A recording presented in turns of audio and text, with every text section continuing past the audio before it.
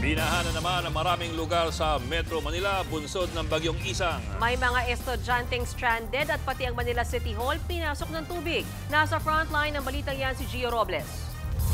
Bahang kalsada ang gumising sa mga taga-Maynila.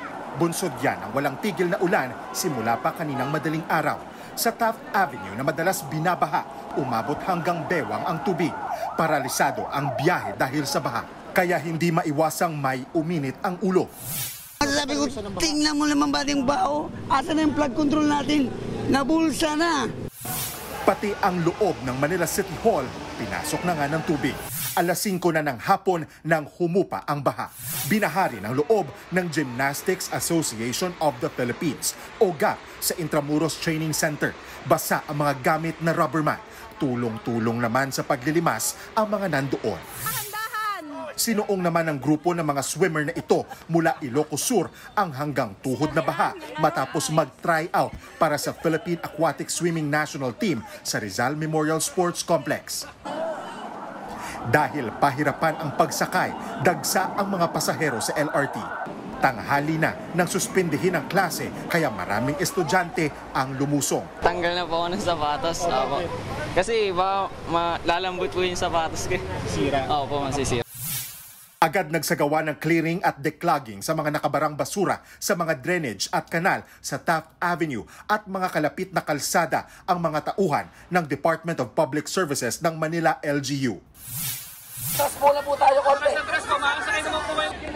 Sa Pasay City naman, isa-isang sinakay sa truck ng Philippine Air Force ang mga estudyante ng Villamor Air Base Elementary School. Stranded sila sa baha dahil walang patid ang ulan.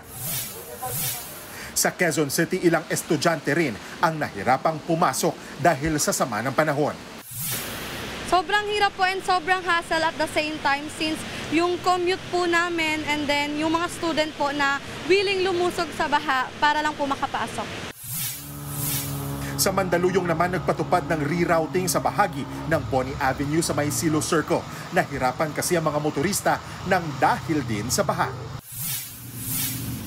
Nag-embudong mga tricycle ang bumungan sa kahabaan ng kalsada ng barangay Pinagbuhatan sa Pasig dahil din sa gutter deep na baha. Ganyan din ang naging eksena sa kalye ng barangay Maytunas sa San Juan, pati na rin sa Chino Roces Avenue sa Makati.